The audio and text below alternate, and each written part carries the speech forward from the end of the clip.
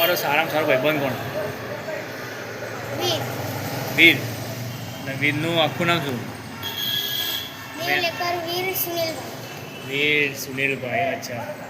મને ક્યારે મસ્તી કરી ખરી આમ જોરદાર કે કોઈને હેરાન કર્યા હોય કે તમે સ્કૂલમાં કંઈક નાટક કર્યું હોય કે સ્કૂલમાં તમે મને પકડાયો કંઈ? કશું જ નહીં. તો તમારા મિત્ર માટે તમે બે શબ્દો કહેવા માટે શું કહેશો? નીલ માટે શું નામ હતું? વીર. વીર. ઓકે.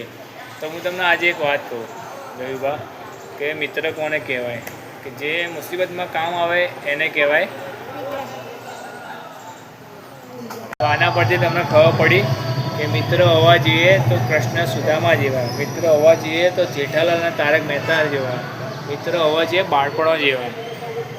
જવાનીમાં બી મિત્રો મળે છે પણ પછી તમારી જવાનીમાં તમારા મિત્રો જેમ ગાયબ થઈ જાય છે, જેમ અત્યારે તમારો મિત્ર કોણ છે? વીર. વીર.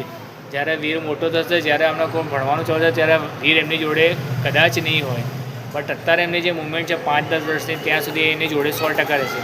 તો તમે બી તમારા આવા મિત્રો સાચવીને રાખો, કેમ કે મિત્ર બહુ મહત્ત્વની વસ્તુ છે જેને કદી ના ખોવાય. તમારે કંઈ કહેવું હોય તો મિત્ર માટે બે શબ્દો. ભાઈ દોસ્ત માટે તો બોલ કંઈ જયુભા, દોસ્ત માટે થઈ જાય. દોસ્ત માટે તમે શું કરી શકો? જાન જીગર આપી શકો? તો બોલો ભાઈ, દોસ્ત માટે જાન જીગર બી આપવા તૈયાર છે. આને કહેવાય મિત્રતા.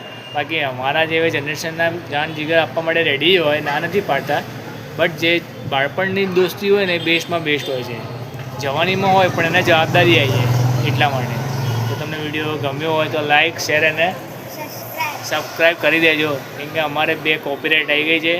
અમે ટ્રાય કરીએ હવે બીજા કોઈ મ્યુઝિક કે કશું નહીં મૂકવું, અમારી ઓન પોતાનો વોઇસ જ રાખવો છે. ભલે વ્યૂ ઓછા આવે પણ કન્ટેન્ટ આવા જ બનાવે છે. અમને ખબર છે તમે 1 સબસ્ક્રાઈબ કરશો તો અમારું કશું નહીં જાય, 1 લાઈક કરે તો અમારું કશું નહીં જાય, પણ અમારો ફાયદો થશે. અમે મોનેટાઈઝ થઈ જઈશું પછી વાંધો નહીં આવે. તો તમને બધાને રિક્વેસ્ટ છે કે તમે આ અમારી મદદ તો ના કહેવાય, તમને અમને સપોર્ટ કરી શકો, બરાબર? તો બધા મિત્રોને નમ્ર વિનંતી કે લાઈક, શેર અને સબસ્ક્રાઈબ કરી દેજો. તો અમારું અસારામાં થોડું ઘણું નામ મહેનતથી થઈ જાય. શું કહેવું? મહેનતથી થઈ જાય, બરાબર ને? જય માતાજી. જય માતાજી.